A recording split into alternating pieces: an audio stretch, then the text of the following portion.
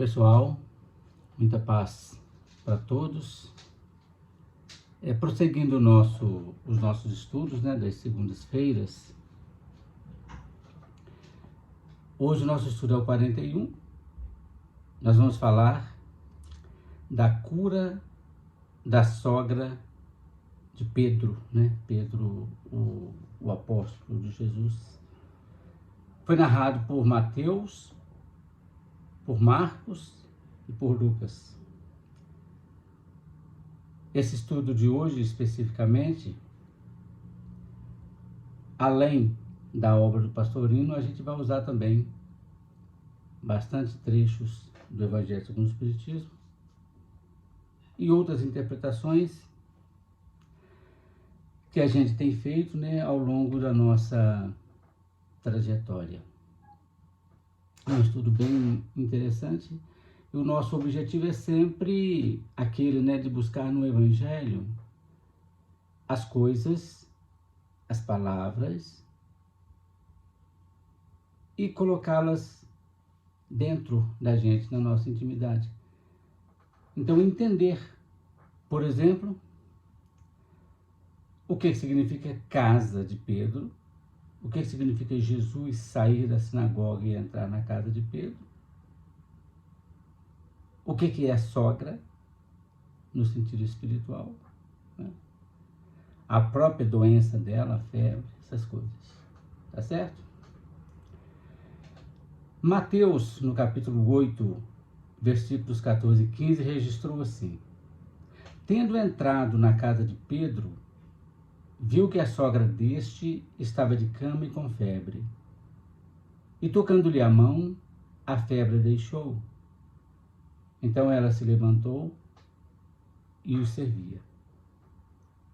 Marcos, capítulo 1, versículos 29 a 31, registrou assim, deu um pouco mais de detalhe. Em seguida, tendo saído da sinagoga, foram com Tiago e João à casa de Simão e André. A sogra de Simão estava de cama e com febre, e logo lhe falaram a respeito dela. Então, aproximando-se da enferma e tomando-a pela mão, levantou-a.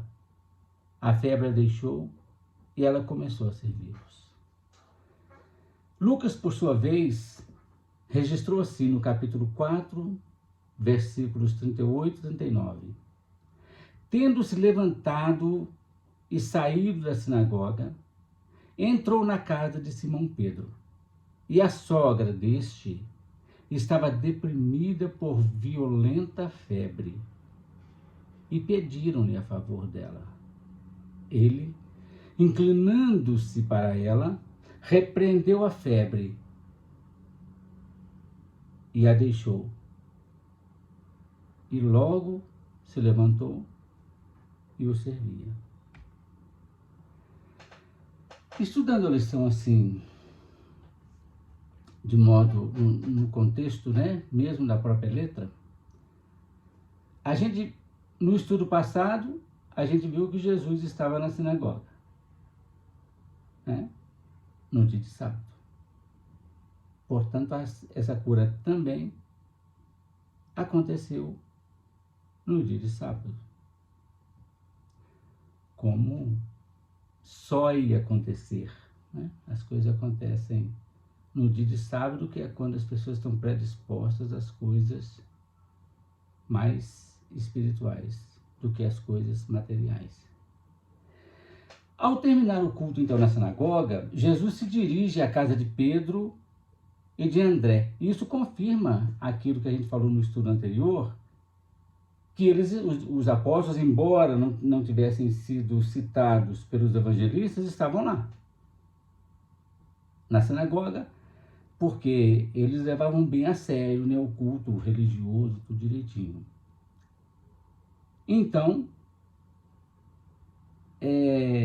eles estando ali, foram com Jesus para a casa de Pedro. Nós falamos que Pedro morava bem perto, pelos estudos, Cafarnaum é uma cidade pequena, né?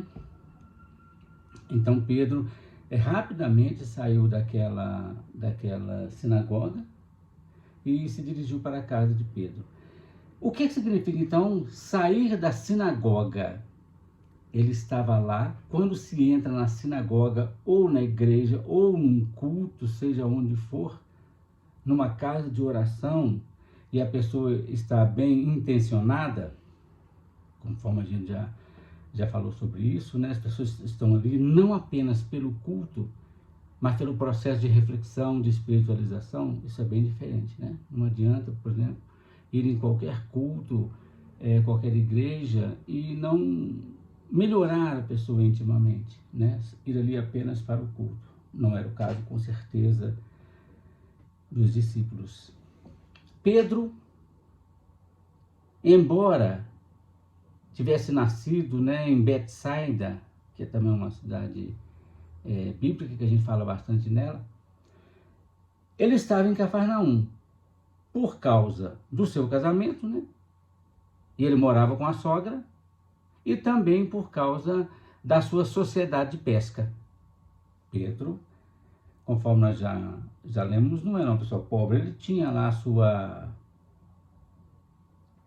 a sua comitiva de pesca, né? Sua cooperativa. Regressando então à casa, depois que saíram da sinagoga,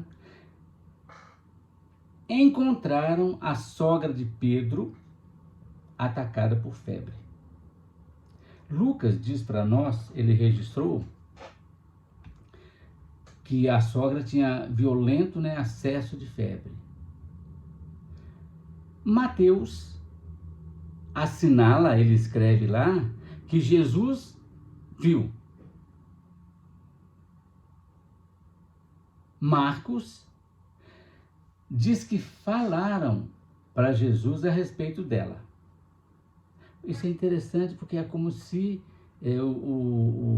as pessoas estavam ali presentes, estavam se desculpando porque eles não tinham mais nada para fazer, não tinha nenhum tipo de assistência para dar à sogra de Pedro. Então lhe falaram. Lucas diz que pediram a favor dela. Então o foco do nosso estudo hoje são 3 palavras interessantes, né? Casa, sogra e febre. São essas três palavras, esses 3 termos que a gente vai trabalhar, né? Por exemplo, a sogra de Pedro, ela é citada como sogra de Pedro. A gente não sabe o nome, pelo menos dentro dos estudos que eu pesquisei, não fiquei sabendo. Mas, claro, de repente, outros estudos devem mencionar o nome dela. Outra coisa interessante é que na história aí não aparece a esposa do Pedro. Significa, então, que a sogra é que governava a casa. Do ponto de vista espiritual, isso é muito interessante. Então, vamos entender. Tendo entrado Jesus na casa de Pedro. Vamos pegar esse versículo. Casa. Há uma passagem muito bonita no Apocalipse que diz: eis que eu estou à porta, Jesus fala, e bato. Se alguém ouvir a minha voz e abrir a porta, entrarei em sua casa e cearei com ele e ele comigo. Tem até a imagem, né, bastante bonita, né, o pintor registrou Jesus, um dos pintores aí famosos, registrou Jesus batendo na porta, mas a porta não tem maçaneta do lado de fora. Então significa que ela deve ser aberta pelo lado de dentro. É bastante significativo. Porque Jesus não invade casa de ninguém. Jesus não arrebenta a porta. Ele bate a porta. Se alguém ouvir a voz dele, é claro, e abrir a porta, entrarei em sua casa e cearei com ele e ele comigo. Significa questão de sintonia questão de harmonia. Então, casa tem esse significado bem interessante. A casa também tem diversos sentidos, inclusive a casa é um local de conflitos. Eu digo que ainda bem, né? Porque é nos conflitos que a gente vai aparando as arestas. Sem conflito, a gente aqui na terceira dimensão, na Terra, nessa matrix que a gente vive, não teria evolução sem o atrito. Por exemplo, é fundamental o atrito das gotículas de chuva com o ar, porque senão as gotículas caíam muito forte sobre as pessoas. O atrito, então, ameniza um pouco a queda, né? Mas casa também é um local de descanso. É um local caracterizado pela seleção dos valores conquistados pelo dono ou pelas pessoas que ali habitam. Casa, então, é a união de diversos estados de um indivíduo. Indivíduo que eu chamo família. Uma família que habita uma casa tem lá N estados evolutivos. Daí a ideia do conflito, daí a ideia do atrito. Isso é tão interessante que, embora seja um local de repouso, de descanso, onde a gente se sente muito mais prazerosamente vestido, você veste as suas roupas mais confortáveis, calça o seu calçado mais confortável, né?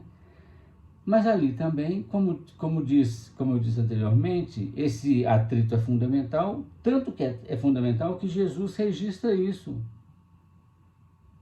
No Evangelho de Mateus a gente lê: e assim os inimigos do homem serão os da sua própria casa, isto é, dos seus familiares. Casa é lugar de divisão e hierarquia. Ora, Pedro morava na casa da sogra. Tinha sua mulher. A casa nós temos a área social, nós temos a área de trabalho, área de serviço, cozinha. Nós temos os sanitários, os lugares que a gente faz as asepsias dessas áreas, e a parte íntima da casa, os quartos, por exemplo. É interessante que quando a gente fala assim, casas espíritas, eu, por exemplo, gosto muito mais da expressão grupo espírita, mas não tem nada, o Maria Francisca, por exemplo, que é a casa que a gente frequenta, ela é chamada de grupo espírita. Grupo significa um processo, é como se fosse um nó, em que todos estão se enredando ali. Mas lógico, sendo grupo ou casa, ela tem também os seus processos hierárquicos. Você precisa de uma diretoria para tomar conta da própria casa material, né? Você tem os aspectos legais que precisam cumprir e os aspectos doutrinários. Então dá a mesma ideia. E a nossa casa, então, não faz muita diferença. Esse estudo ele é muito pequeno, muito simples, né? A pessoa lê lá que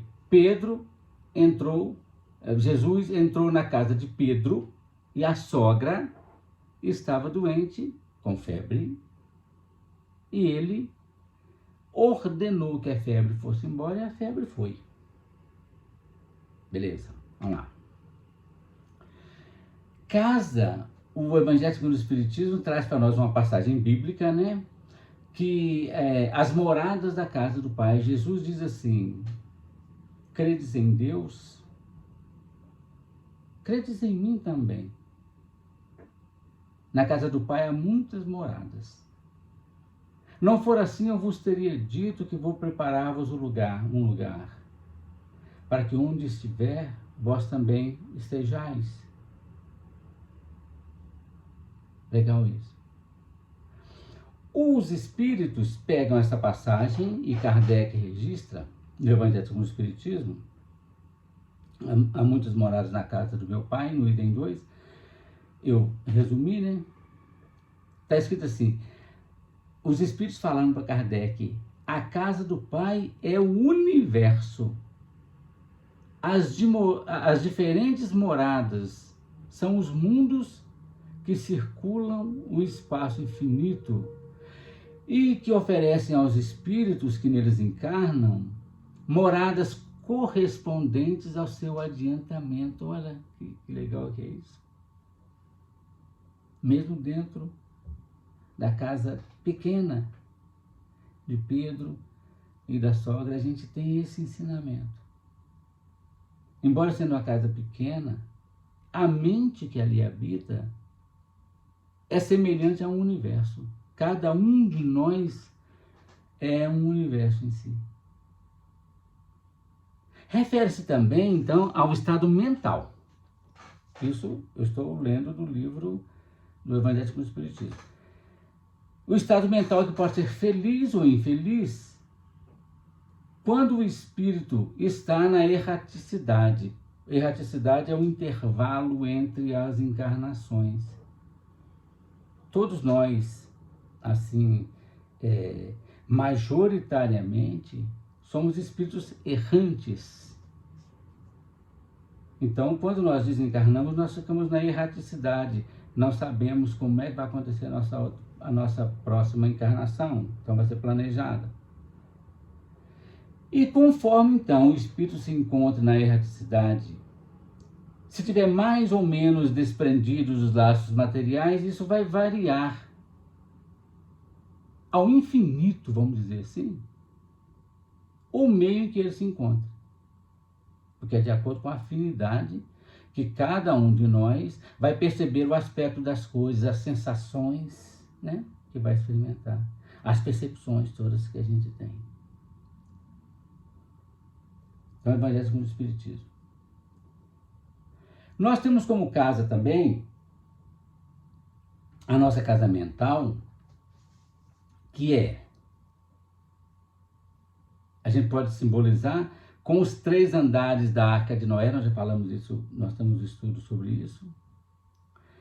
Na psicanálise nós temos, por exemplo, o id, o ego e o superego. No nosso cérebro trino, né, cientificamente, biologicamente falando, nós temos o nosso cérebro reptiliano, o nosso sistema límbico e o córtex, né? Nós temos também uma simbologia muito legal dessas 3 casas mentais no Calvário do Cristo. Né? Aquelas 3 cruzes, simbolizando o passado, o presente e o futuro, seria Jesus Cristo. Ou as 3 árvores do paraíso. A árvore do bem, representada pelo bom ladrão, a árvore do mal, representada pelo mau ladrão, podemos dizer assim, e a árvore da vida, simbolizada pelo Cristo. Então, tudo isso é nossa casa mental. No livro No Mundo Maior, o Calderaro traz essa informação, isso que eu estou dizendo aqui em relação aos 3 andares, ele traz essa analogia bem interessante, né? Eu já falei sobre isso, nós temos estudo sobre isso. Vamos ver lá então, sogra. A sogra significa mãe das emoções, geradora do sentimento. A sogra, que tanto pode ser do genro ou da nora, e quando isso acontece, os conflitos são diferentes, ela é geradora, então, do sentimento no processo evolutivo, significando que uma geração aperfeiçoa a outra. aqui na nossa dimensão, a sogra representa o sentimento ainda não equilibrado, com fortes lances da paixão. Em especial, então, como eu disse, quando a sogra é a mãe do filho, é como se roubasse dela aspas. Por isso que tem tanto conflito, né? Não só porque o próprio Jesus fala no Evangelho, mas é como se a sogra ela perdesse o filho, que é um aspecto intelectualizado. Ela entrega o filho para uma outra mulher, que logicamente, assim, maciçamente, é mais nova, é um processo de renovação. Entendendo isso, a sogra dentro de cada um de nós simboliza qualquer um de nós, simboliza o nosso aspecto desequilibrado, as nossas emoções bastante contaminadas por paixões. E olha como é que dá certinho isso. É lógico, né, gente? Repito, é uma interpretação. Imagina não estar dizendo aqui que é a última interpretação, não. É apenas um estudo e a gente vai avaliando, né? Olha que interessante, a sogra então estava de cama, isto é, na verticalidade. Estar de cama, deitado, doente, representa a dificuldade de se trabalhar os processos emocionais, sentimentais. Manter-se em atividade. E com febre. A febre não é uma doença. Ela só indica que alguma coisa não está legal. A febre é um sinal, é um alerta. E que do ponto de vista espiritual, significa o conflito naquela própria existência entre a horizontalidade e a verticalidade nesse sentido. No corpo físico acontece uma verdadeira batalha entre os anticorpos, os vírus, bactérias, tudo isso buscando um equilíbrio.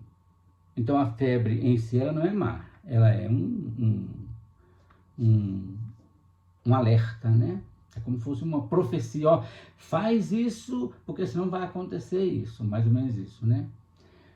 No nosso caso aqui, nesse caso em questão, o que estava provocando a febre é aquilo que é conhecido cientificamente como impaludismo, que é uma doença contagiosa produzida por parasita, que atacam os glóbulos vermelhos. E geralmente essa doença acontece nas regiões quentes e mais pantanosas, né? Que é também, que a gente pode traduzir como malária, maleita ou paludismo. Os estudos apontam para isso, né? A febre, então, proveniente dessa doença, dessa invasão, né, parasitária. Do ponto de vista espiritual, é o conflito entre o espírito e a matéria. Combater a febre significa atacar a causa do problema. Não adianta a gente, quer dizer, adianta tomar um antitérmico, mas ele vai aliviar os sintomas. Jesus, então, tocando-lhe a mão é instrumento de trabalho. Né? Veja o que nós estamos esparramando com as nossas mãos. As mãos, então, sábias de Jesus, as mãos trabalhadoras do Espírito. Jesus, então, tocando suas mãos, convida para que ela levante e prossiga no seu trabalho. Com isso, retira a sogra da letargia. Ordena a febre baixa, a febre deixa, abandona. Com isso, então, elimina a causa. Eliminando a causa, os efeitos cessam. Quando a temperatura se eleva em cada um de nós, isso se dá por causa dos conflitos que nós temos. Mas o toque do Cristo, por meio da fé de cada um de nós, dos recursos que nós já temos, espirituais em especial, porque a ciência vai lá e vai dar um antitérmico, vai resolver a questão. Mas do ponto de vista espiritual, tudo que nós já temos, nós precisamos voltar à nossa temperatura de equilíbrio. Não estou falando do equilíbrio do corpo, não, nesse caso.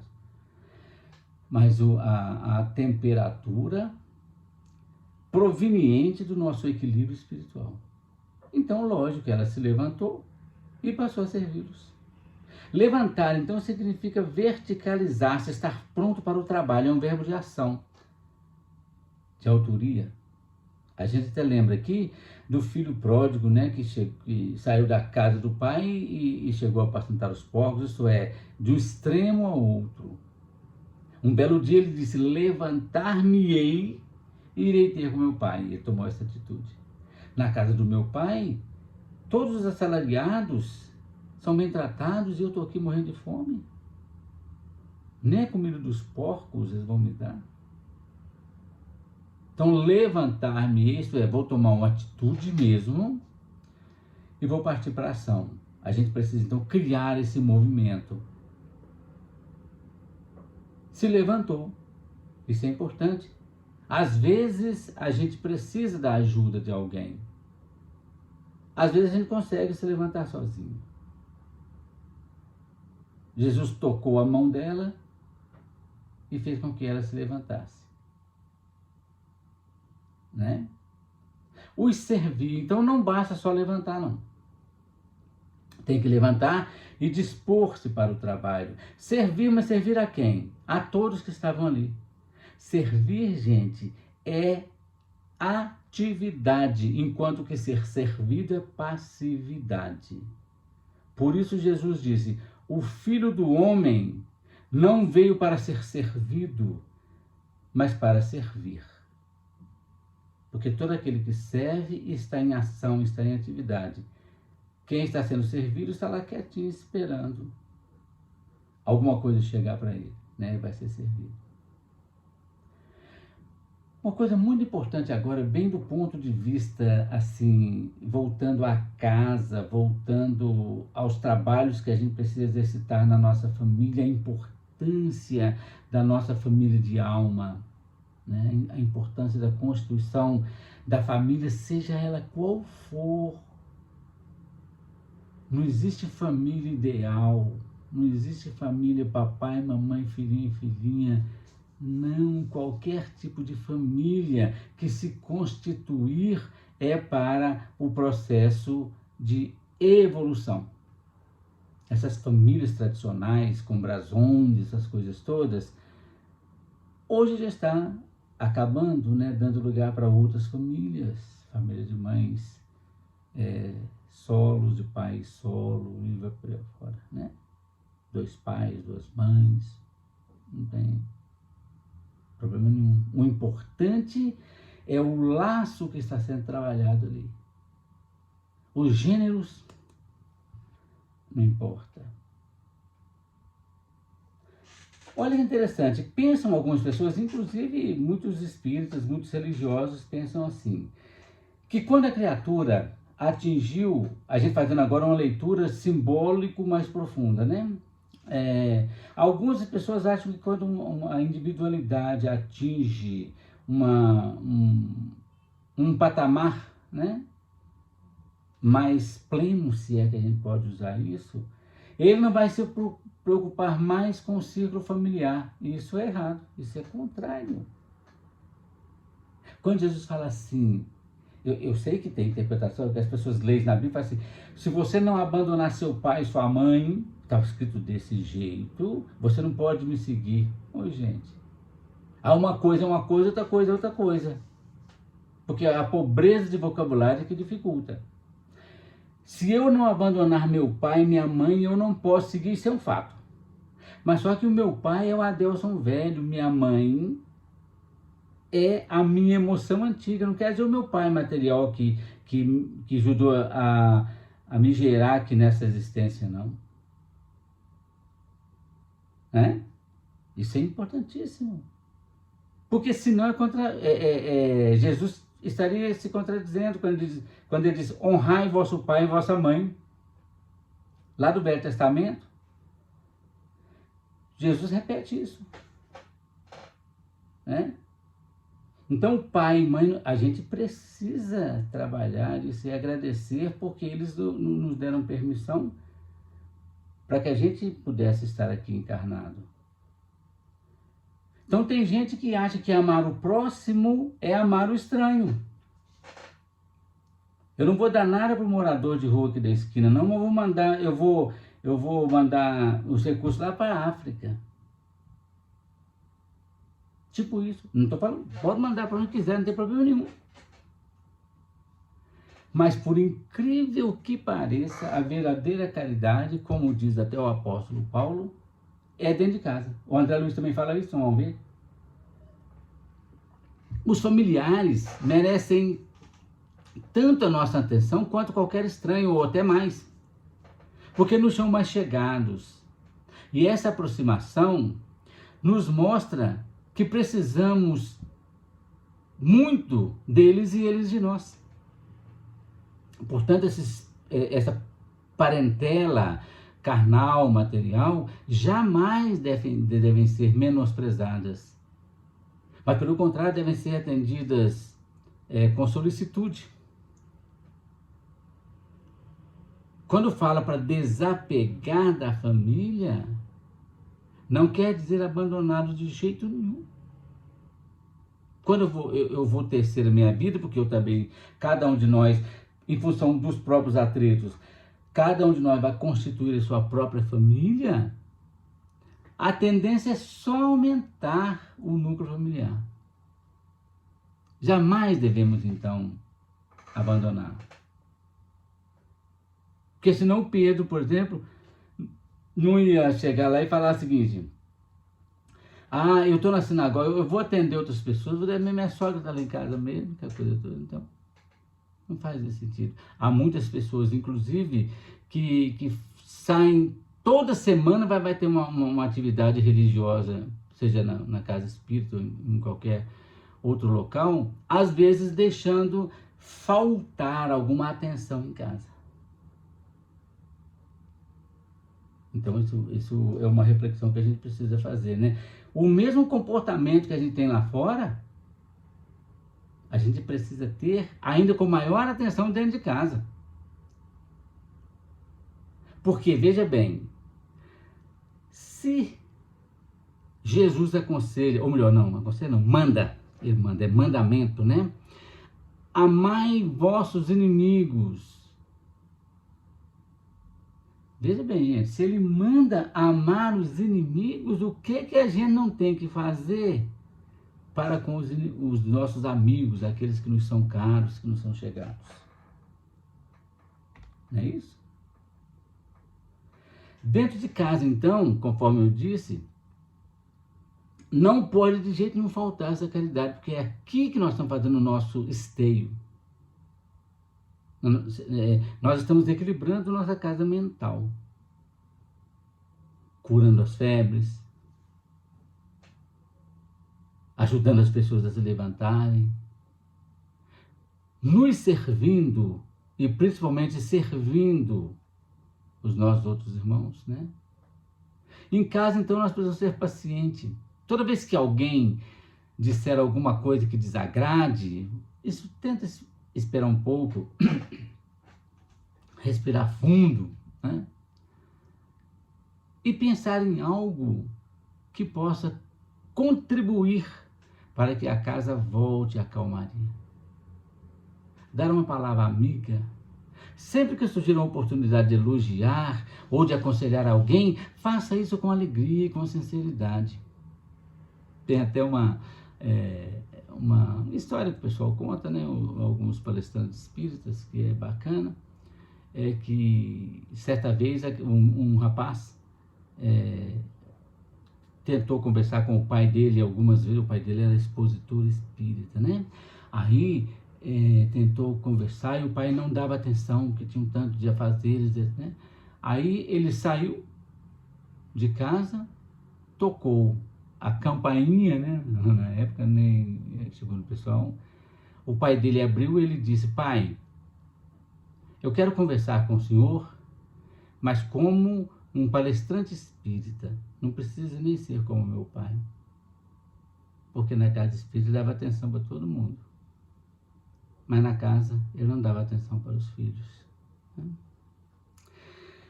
Lembrar também dos serviços para manter a casa organizada. Gente, a casa quanto mais é organizada é a nossa casa mental, mais é organizada a nossa casa física, né?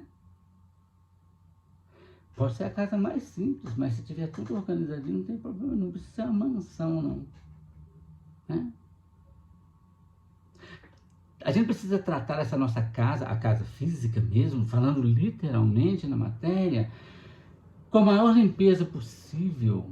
Não precisa nada luxuoso, não é isso. Mas vamos limpar a casa com felicidade, também com alegria. E quando precisar, quando não, sempre vai precisar, né? Realizar uma tarefa doméstica, nunca pensa que eu estou ajudando alguém. Mas sim, eu estou trabalhando para aquela comunidade familiar que eu pertenço a ela. Se por um acaso eu preciso fazer a comida, eu não estou ajudando a minha esposa. Se eu preciso lavar as louças, eu não estou ajudando ninguém. Ué, aquilo é parte. Lavar o banheiro, cuidar das coisas. É isso que é importante. Isso significa que quando Jesus entra na casa de Pedro, é isso. Então a gente precisa estar sempre disposto para ajudar na harmonia da casa. Dê o melhor que você tem. Morar junto, gente, significa caminhar na mesma direção, nem ninguém na frente ou outro atrás, não. Caminhar ombro a ombro, lado a lado, buscando o mesmo objetivo. O André Luiz deixa isso muito claro no livro Marcas do Caminho, pelo Chico, né? Ele diz assim: honre a caridade em sua própria casa, ajudando em primeiro lugar. Esse ajudando é bem legal, que é um pouco diferente daquilo que eu disse, né? Ajudando em primeiro lugar os seus próprios familiares, através do rigoroso desempenho de suas obrigações. Aí sim,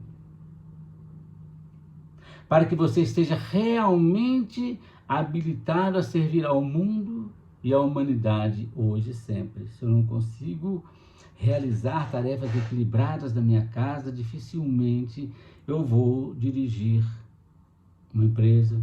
Estou falando de dirigir no sentido de equilíbrio. Eu vou dirigir uma cidade, um estado ou uma nação. Se eu não conseguir equilibrar a minha casa, né? Então, o que significa? Jesus entra na casa de Pedro. Eu pergunto, esse significado de Jesus entrar na casa de Pedro, eu posso aplicar a mim? Jesus entrando na minha casa, curando a minha sogra, as minhas emoções, retirando-lhe a febre que faz a guerra interna